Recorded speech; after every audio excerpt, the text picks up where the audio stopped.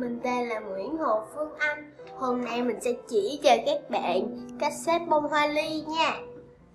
Thì những nguyên liệu các bạn cần là một tờ giấy hình vuông.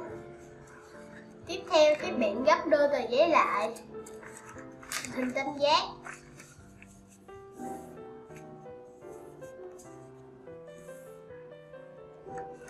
Mở ra và gấp hình tam giác lại.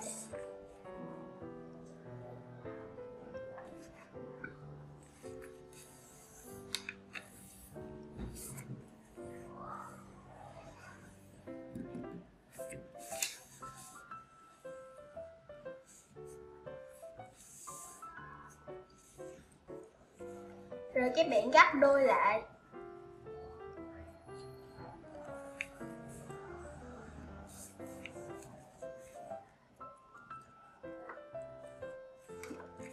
Ok, bây giờ mình sẽ đè nó xuống như thế này ha.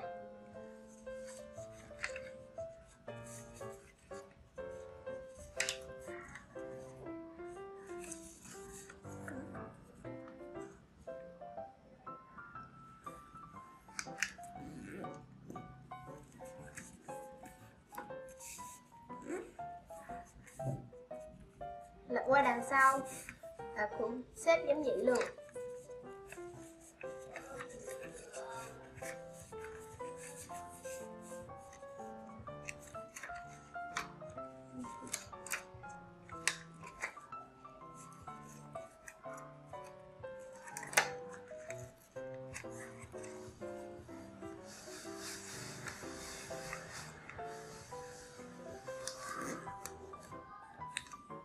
Đó.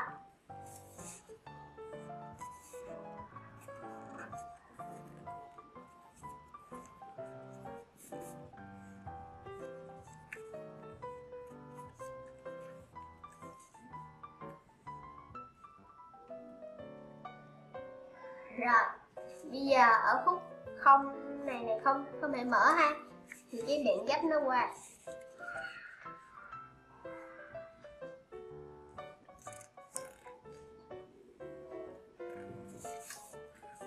Bên này cũng vậy ha.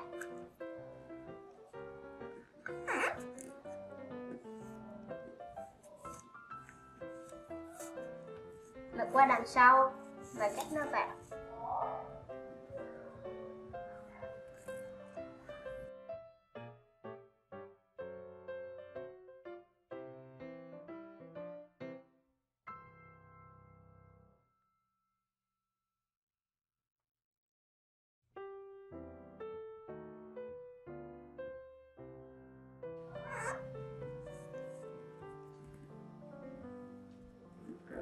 Rồi, mình sẽ lấy nét ha.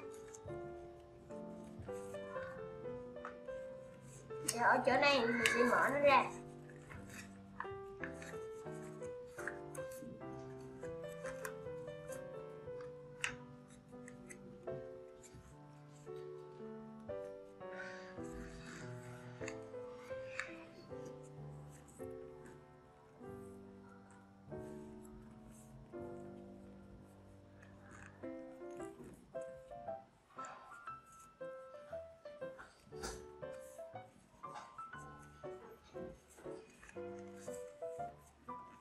Gấp nó qua lại và tiếp tục làm như thế này.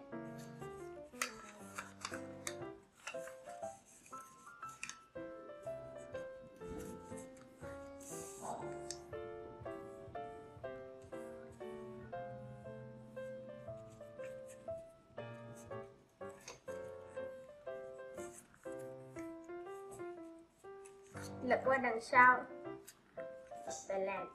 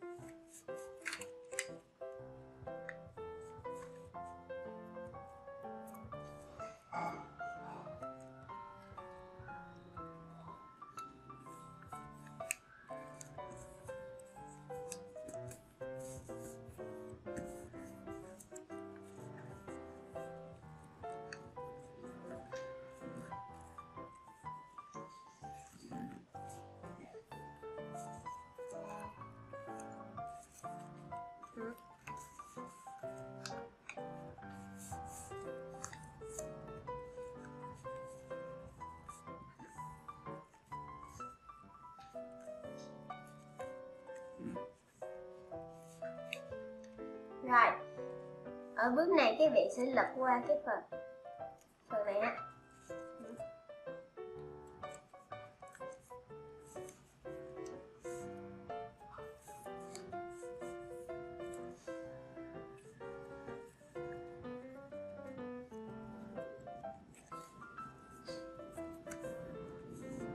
Rồi các bạn gấp nó lên.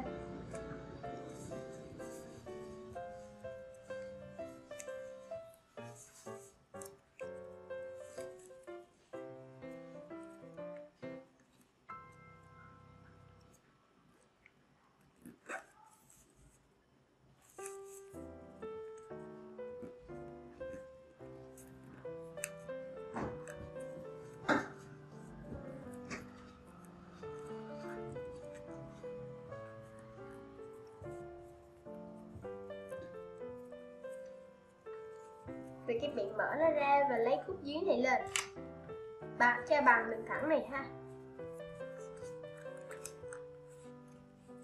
và đè hai bên này xuống.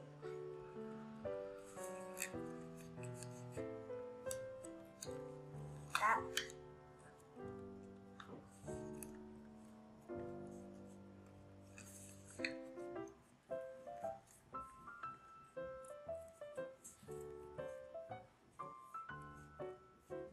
Và các bạn để khúc này xuống,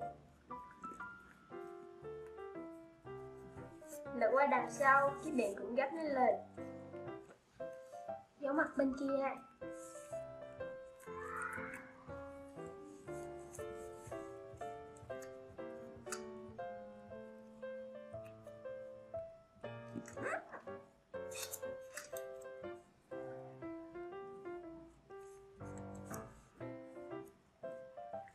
Mở nó ra và để lên.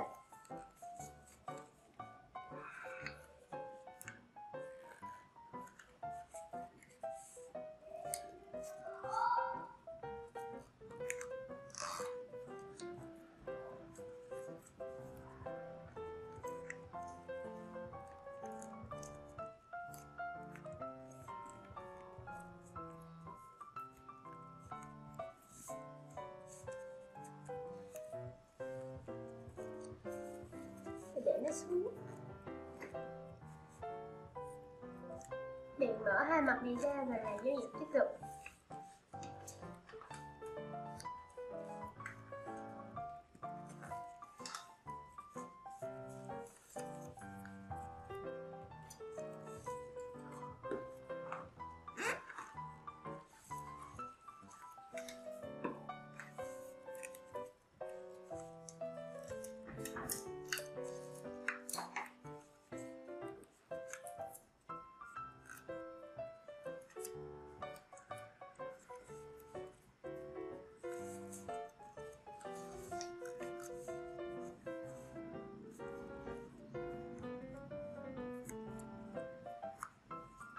Để nó xuống ha.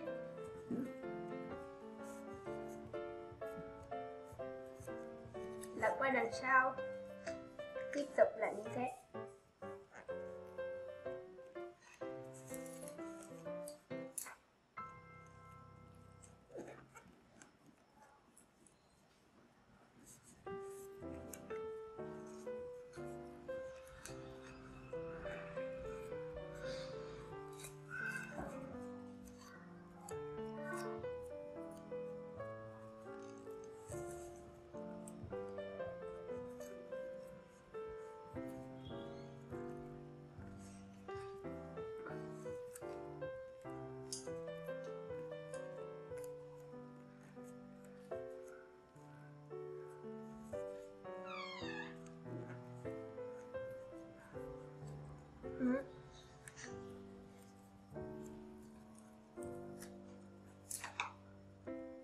Rồi, bây giờ chúng ta sẽ để nó lên ở góc này ha các bạn. Đó.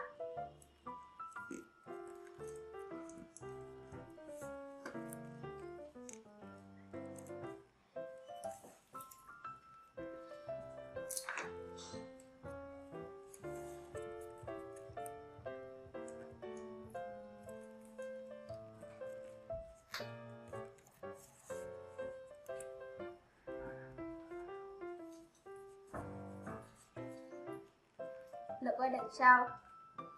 Mình làm tiếp tục ha.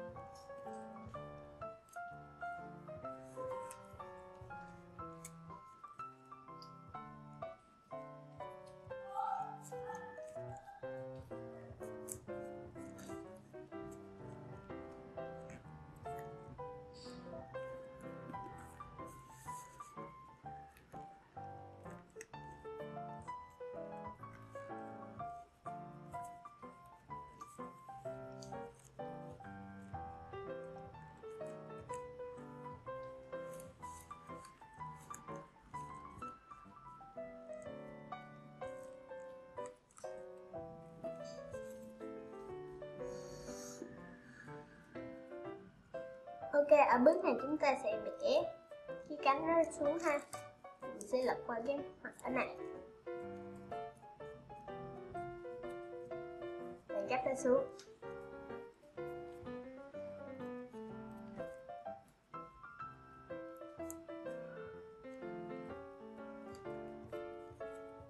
Và sau luôn hai ghép đạn.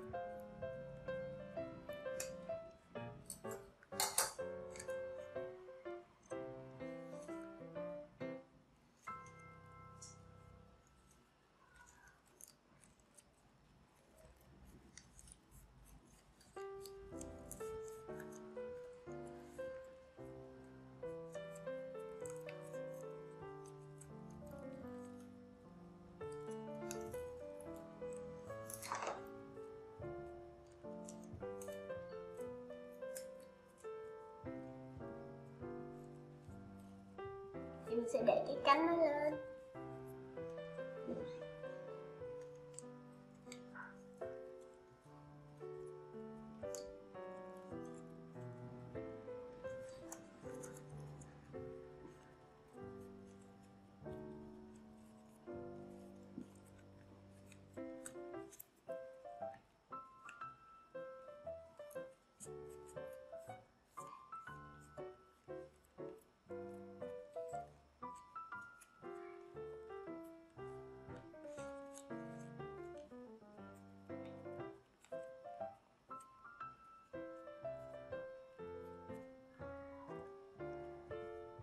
Ok, giờ mình sẽ dùng bút để làm cho cái cánh này nó cong lại ha, cho nó đẹp.